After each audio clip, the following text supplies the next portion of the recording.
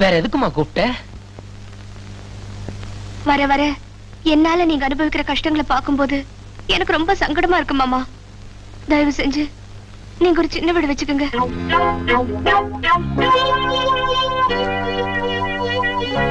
சின்ன வீடு வச்சுக்கிறதா?